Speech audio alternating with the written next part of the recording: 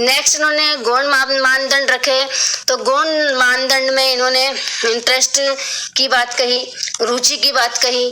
तो जो भी कंटेंट यहाँ पे रखा जाए कोर्स कंटेंट नॉलेज के अंतर्गत, वो कैसा होना चाहिए, शिक्षार्थी केंद्रित पाठ्यचर्या होनी चाहिए। इन्होंने कहा कि जो भी पाठ्यचर्या निर्धारित की जाए उसमें जो कंटेंट रखा जाए, विषय वस्तु का चयन किया जाए, वो छात्र की रुचि को ध्यान में रखते हुए, उसकी आवश्यकताओं को ध्यान में रखते हुए निर्धारित किया जाना चाहिए। तथा जो भी कोर्स रखें उसमें जो विभिन्न विषय रखे जाएं, वो ज़्यादा से ज़्यादा विषयों को यहाँ पे रखा जाना चाहिए, जिससे कि छात्र अपनी रुचि के अकॉर्डिंग उनका चयन कर सके, उसे अपनी रुचि के अकॉर्डिंग विषय को चयन करने के अवसर प्राप्त हो सके।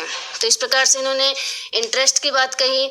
नेक्स्ट इन्होंने कहा यूटिलिटी की बात, यूटिलिटी महत्वता की बात इन्होंने कही कि जो भी कोर्स यहाँ पे रखा जाए ये उपयोगी होना चाहिए।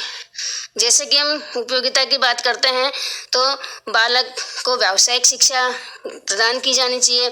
ऐसी शिक्षा हो जिससे कि वो किसी व्यवसाय में कुशल हो सके, जो कि उसे उसके भावी जीवन में काम में आ सके।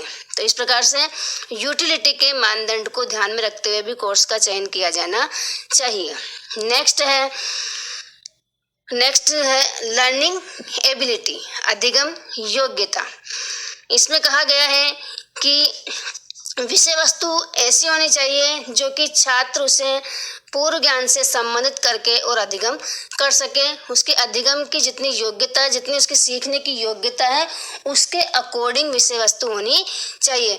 ऐसा भी ना हो कि विषय वस्तु उसके स्तर के, उसके मेंटल लेवल से बहुत ही अधिक नीचे की हो, और ऐसा भी ना होना चाहिए कि उसकी मेंटल लेवल से बहुत अधिक ऊपर की हो। उसके लेवल के अकॉर्डिंग विषय वस्तु का चयन किया जाना चाहिए। तो जब इस विषय वस्तु का चयन किया जा रहा है तो इसमें जो साइकोलॉजिकल प्रिंसिपल्स है, मनोवैज्ञानिक सिद्धांत है, उनको उपयोग में लिया जाना चाहिए। तो इस प्रकार से अधिगम योग्यता को भी ध्यान में रखते हुए कोर्स कंटेंट नॉलेज का चयन किया जाए।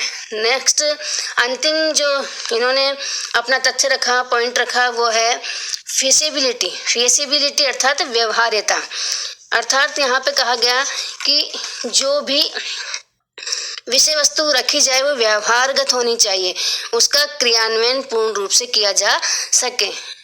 अर्थात जो विभिन्न विद्यालय में जो भी उपलब्ध संसाधन है और जो विद्यालय में जो समय है निर्धारित किया गया, उसमें ही वो शिक्षा प्रदान की जाए, इस प्रकार की उनका कंटेंट रखा जाना चाहिए। इसके साथ साथ ही कहा गया है कि जो भी पाठ्य सामग्री रखी जाए वो समाज को ध्यान में रखते हुए रखी जानी चाहिए, जिससे कि समाज में बालक अपना जीवन निर्वाह कर सके, उससे संबंधित नॉलेज वो प्राप्त कर सके। तो इस प्रकार से स्टैनली निस्बत और डी.के. व्हीलर ने अपने अपने मानदंड क्राइटेरिया यहाँ पे प्रस्तुत किए हैं, जिनके को ध्यान में रखते हुए पाठ्य अंतर्वस्तु ज्ञान कोर्स कंटेंट नॉलेज का चयन किया जाना चाहिए।